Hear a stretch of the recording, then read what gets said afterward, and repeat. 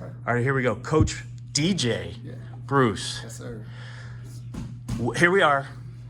Yeah, Immortal Martial Arts. Immortal Martial Arts, Lewis Center, Ohio. Yeah. What are you doing in Lewis Center, Ohio? You're an Illinois guy, Yeah. right? Yeah. You did all kinds of wrestling in Illinois. You go to college at Virginia Tech, Yeah. and you're in the backyard. You're Central Ohio. What brings you here? Yeah, so initially work, right? So originally I'm from Chicago. My wife is from Waterloo, Iowa. Her parents live in Virginia. So I got a professional opportunity to work for Express. That's what brought me to Columbus. That was terrible. Lasted 6 months. But then I found JP Morgan. I didn't realize JP Morgan had such a big presence here. They got about 15,000 employees, big campus, right up by Polaris, if you're familiar with the area. So I worked there for 5 years. Had an opportunity, left. Now work for Amazon, specifically AWS, but now I work remote. But my wife, she's a trooper and she followed me, and she has a great job up here too. She works for Verizon. So that's why we stay.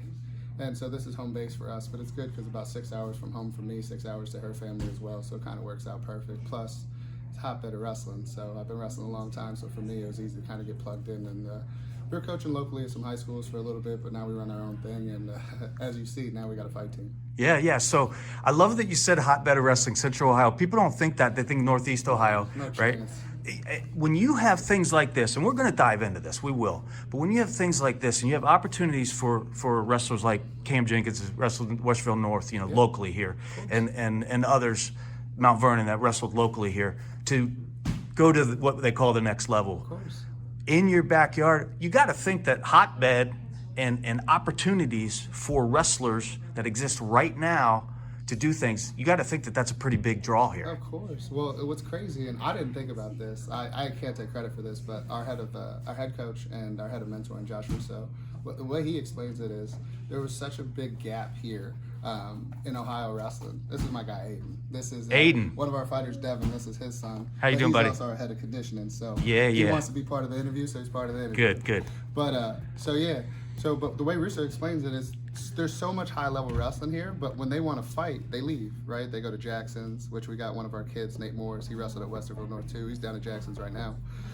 Or they go to American Top Team or go find these mega gyms. Even in Cleveland, they got Strong Style, or we got two of our guys now up in Pittsburgh at Stout, PGH. So they all go find these mega gyms.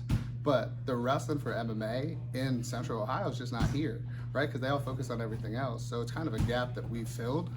And that's how we got so big so quick, right? Because our fight team's 8 weeks old, and our fight team started off an idea of Lucas Siebert, right? He was home for Christmas and he wanted to get some work in, so it started me, him, Josh Pereira, and Josh Russo. We put one workout. Next time it doubled. The next time it doubled. 8 weeks. 8 weeks later, we got a fight team. I mean, you saw it. This is word of mouth, right? Word of mouth. Well, yeah, they all talk to each other, right? So the MMA network in Columbus is not that big. There's only a couple gyms, but they all talk to each other. And they're like, man, we're getting some good wrestling work, so the next one shows up.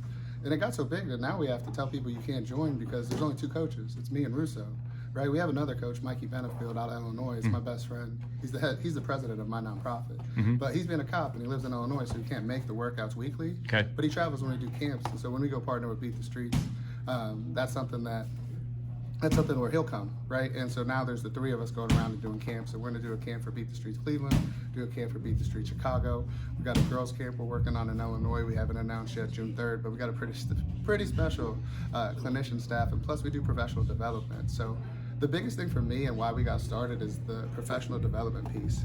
Because it's funny, I don't know if you know Ryan Warner. Here, come here, bud. Come here. You can sit down or you gotta chill out. All right, perfect. So my buddy Ryan Warner has got a podcast, Wrestling Changed My Life. But for me, it changed my life, right? I'm from the inner city of Chicago, west side of Chicago. I met Mike Powell as a Park District kid, right? He put me on a team in Illinois. It kind of changed everything, and then we met Sean Bourmet, and then Sean Bourmet, that's when everything changed, right? Because now, I was in 8th grade when I met him, and it was rough the first couple of years. But I went from a kid that never wrestled freestyle, I took 3rd at Fargo in one summer. Because I was just in a room getting beat up, but when I wrestled kids my own age, my own size, it was easy. But that's because I was wrestling Mike Tamilo. Mike Tamilo was a stud. He was at Northwestern at the time. I was in 8th grade. No, he might have still been at Fenwick. He might have been like a senior. But it was like right around there. But that was my workout partner. Yep. It was a rough summer. But again, I got real good, and I took 3rd at Fargo, and I never wrestled freestyle before the qualifier. Right? So for me, I come from a pretty established pedigree, you know, Sean Bourmet, Tony Roby, Kevin Dresser, Nate Yetzer, right? And I was blessed because of that. And so I just took their best ideas and made it my club. And now we got a fight team, and these guys are just grateful for the wrestling work. But the way it works is we train them for free, right? Because we're a nonprofit, we fundraise, that's how we cover our operating expense. But they show up and they coach on Sundays, so now they're coaching our student athletes, right? But they also, like, they're in DMs giving them nutrition advice because they got the state tournament coming up, right? Or also, like, maybe they're coming with me to Cleveland to help run practice for Beat the Streets, like Miles will do on Thursday.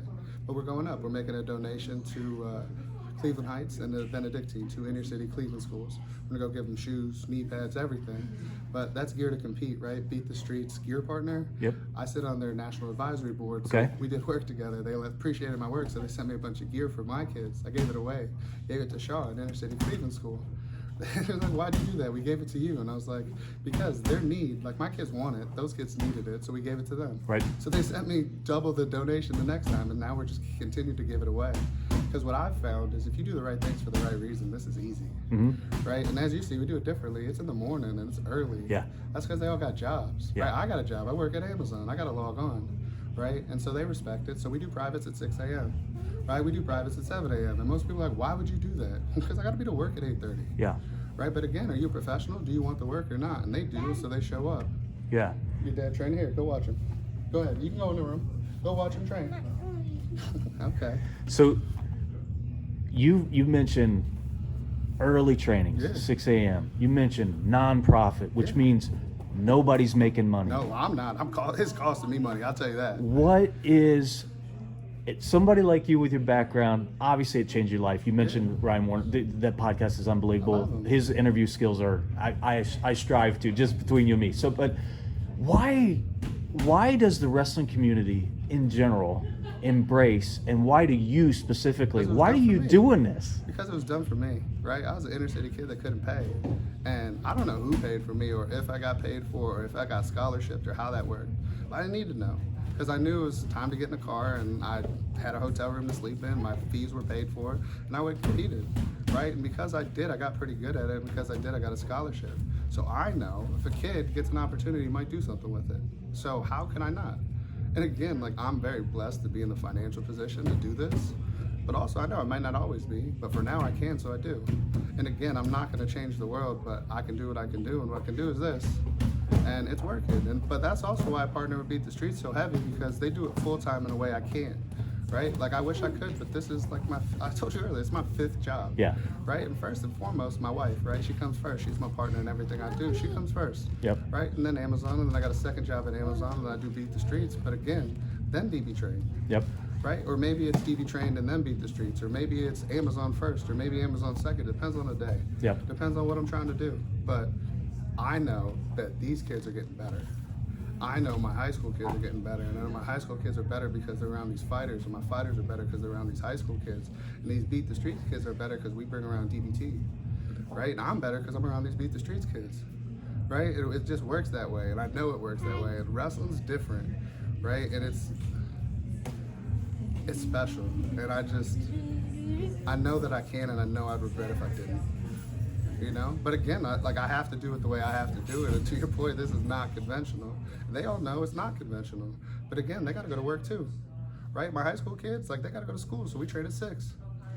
Again, do you want to get better or you don't? I know you're not working at 6. Again, not for everybody, but the kids that show up, they're hammers, right? The kids that we're going to bring out soon, like you're going to see, they're going to start winning. They are winning, right? We just had a kid, it's funny. His name's Ben. He wrestles at Brecksville, but he wrestled with me in the last 2 years. He's been lifting. And he was just at the state duels, and he wrestled Wadsworth. And Brock Herman, right, they tried to run from him, so they thought they were going to wrestle against my guy, Ben, right? And they bumped him up, and when they did, Ben went out, and he got thrown to his back for 5, and then Ben won 20-7. Okay. Right? And again, Ben's a backup, and he's a backup to Brock, and of course, Brock's a stud. All right? We think Brock's going to go beat Ty Wilson and shut Dudley Kaufman up. We're hoping for it. Wow. Okay. Right? We're hoping for it with Team Brock. Yep. But my point is Ben's betrayed us for 2 years, and now you're starting to see it. But they're like, what happened? This kid is not the same kid at Olentangy. Yeah, but he's been showing up in my garage at 6 a.m. for 2 years. Right? You haven't seen it, but we see it. And now he's winning. Right? And he's a sophomore, and he's got to sit behind Brock, and he will. But next year, he's a problem. Right? But, you know, March 31st, when we're at Folkstyle Nationals, and he goes, wins it. who is this kid? He's a backup from Ohio, but he's one of our kids that's been working in my garage 6 a.m. for 2 years. Yep. Right? But that's the difference. And again, if it was just Ben and Ben's the only kid that I touched and he's the only kid that we helped, that's the point. I only need one. Right? But Ben's special. Ben's real smart. Ben's going to go be an Ivy Leaguer, or he's going to come work at me for Amazon if he wants to.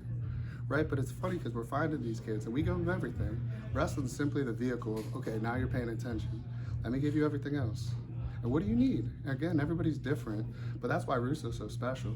Is like I told you about him. He's getting his PhD in psychology to be a psychologist for school districts, right? So he thinks about it clinically. He thinks about it academically. He helps me get better.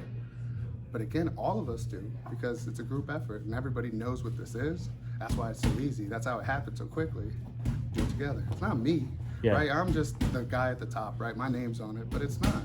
I'm not even the head coach. I'm not even running practice. Russo is. Yeah. Right? I don't pretend it's not. I tell everybody, he's the head coach. He's the head of mentor. And he's how I'm able to do it because I'm not doing it alone. But also he owns it too. He's a board member, right? We're a nonprofit. We're a 501c3. So he has a seat at the table just like I do. I actually report into him. You know how nonprofits work. I work for my board. Yep. He's on my board. Yep. So that's how it works because when I told him, I was like, I want you to own this with me and I mean it. So he's like, but I wanted to show him, so I made him the head coach. As you see, he is the head coach. Yep. And they love it, and he's the exact right guy for it. And Greco for MMA is exactly what you need. Okay. Hey, bud, we need you to calm down for a sec, okay? Can you get off this? Be careful. Perfect. So talk to me about the family atmosphere that's so big, and it's prevalent. I mean, you mentioned 8 weeks, right? Yeah. And these guys talk. Yeah. Obviously, they have a respect for each other course. in order to talk to one another. But to come here and have an atmosphere, what are we looking at behind us? What are we missing here that won't show on a camera? It's the family, like it has to be, right? Like for me, I'm 100% or nothing. And like you ask our parents, they'll tell you, right? Like I talk to their kids all the time, and most of the time it's not about wrestling. How's your school? How's your grades? You eating all right? You sleep okay today? Right, I want to know about them as a human. I don't really care if they win. We're not chasing winning. We're chasing on progress, right? Progress is what we want. Perfection is not the goal. And if we're getting better, I'm only competing against me, right? And that mindset's why I'm successful, to where I can do whatever I want. What I want to do is run this. That's what I'm doing, right? And like for them, like as you see, Aiden's over here is having a blast playing on these heavy bags, right? But again, he brings them because I don't want his dad to worry about a babysitter. His dad's got to be at practice to get better, right? We got people to bring infants. We tell them bring headphones, right? Because it's going to be loud, it's going to be music, but they do because again, now they don't have to worry about leaving their kid with someone or paying. Because again, a lot of them don't have the money to pay. That's why we train them for free. But again, the point is eventually they will, and eventually they see the value of what we give them and they'll donate back. Yep. We also help them set up LLCs. We also help them write it off. We also explain them business expenses because we do that too. And again, we just want them to be successful, but what success means to them is up to them, right? But also don't tell me you want to be a world champion and not show up to practice. That I can't have. Yeah. And we're very transparent and we have a very high standard. But again, we have to because look who's in that room. The best people in Columbus at MMA, all of them are here. Or they told me that they weren't coming, or they're trying to make it a little bit later. And again, that's why we work out at 6 a.m. because some of them got to be at work at 7. Yep. Some of them work 7 to 3, then we'll go at 5:30. Again, I'm up, like, right? I don't sleep that much, so like for me, it's like, how bad do you want it? Okay, you got to work out at 5:30? All right, I'll see you at 5:30. Oh, I can't make 5:30. Okay, you don't really want this. Right. You get treated a certain way then. Because for us, we do it by priority of you got a fight coming up. If you got a fight coming up, you get the most attention. Or if you blow up my phone, you get the most attention. How bad do you want it? Right? And you find out how bad they want it. You tell a high school freshman, I'll see you at 6 a.m.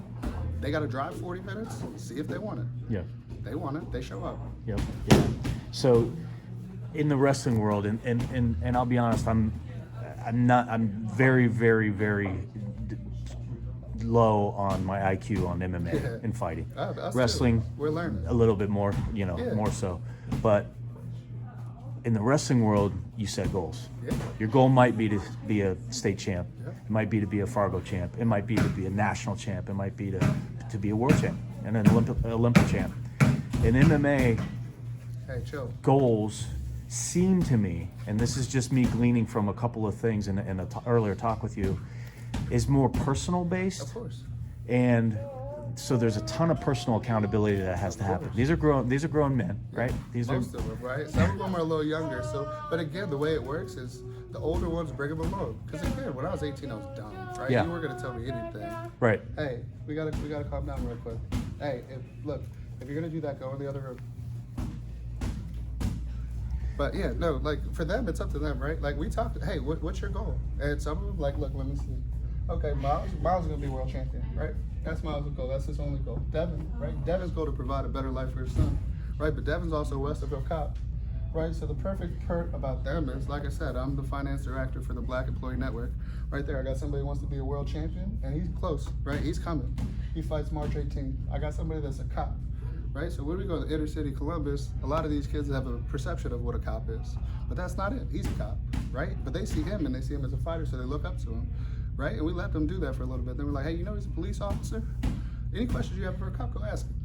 Right? But now they respect him because they've seen the work he puts in, but also he'll bust your ass. Right? You want to go fight a cop? Fine. There's a cage right there. Have your mom sign this waiver. He's going to fuck you up. Right? Again, right. You might get that kid or you might lose that kid, but that kid, if you lost him, he wasn't going to come anyway. Yeah. Right? But now also they see a cop in a different light. And again, he knows that's his value add to us.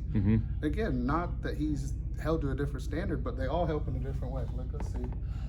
See, Max. So Max, he's a personal trainer, right? Max's goal. I asked him the other day. I was like, bro, you want to be a world champion? He's like, no. I want to be financially free, and I want to help everyone achieve their goals and get healthy. I want everyone to be healthy and live a better life. That's his goal. Right. Also, he's good as fuck. He's gonna be a world champion. He fights for a title March 3rd, right? Or more in the city.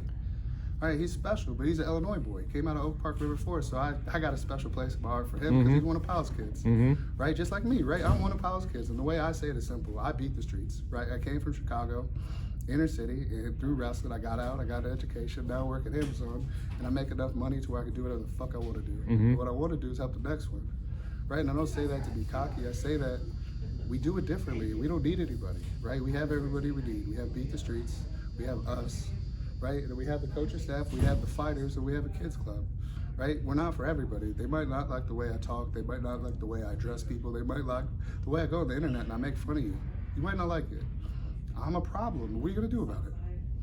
Simple. We train at an MMA gym. If you want to pull up, right? And I don't say that to be cocky. I say we fight. It's not a big deal. Yep. But again, a lot of people say a lot of things, and I think the biggest thing I instill in them is your words have consequences. Be a good human. Again, all of them fight. So when they go out, they don't have to be the alpha. They need to be the de-escalator, right? And that's what we push to them because that's what we all need to do. Because again, if you're actually that, you don't have to go around and tell everybody you're that. They know. And that's the thing that we push, because again, these kids in the city, they got guns, right? They live that life. I know, I got guns too, right? But my point is, when they come here, they don't need guns, because when they come here, they know they're safe, right? And they know they're safe, but they know they're not comfortable. Why are you not comfortable? Because wrestling is hard.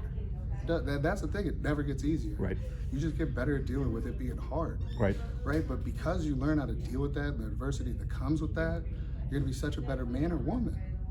And again, I know that. That's why I do it. And that's why they all do it. And that's why we do it together. And that's how in 8 weeks we went from, we were a wrestling club that shut down to we're back, right? And the kids are back and the fighters are back and the coaching staff's back and it's bigger and better than ever to where we're literally trying to fund to already build our own facility because that's what's coming. Right. Right. Right? Because we see what this is now. And it can be bigger than me. And it's not about me. It's about all of them. And again, once we have our own facility, we could do this year round and we could put a dorm room in there so we could have people come and stay. And again, like we have connections because I've wrestled for so long. I have connections throughout the MMA world, right? Like my brother, like I told you earlier, he's Ryan Bader's grappling coach. So when he comes, he's gonna bring press fighters with him. But he's also gonna bring his kid, my nephew, right? As a kid, it's a family thing, but while he's here, why would he run a 2-day clinic? But now they got access to Ryan Bader's grappling coach that they would have never had otherwise. Right. Also, it's free. I ain't gonna pay him $1.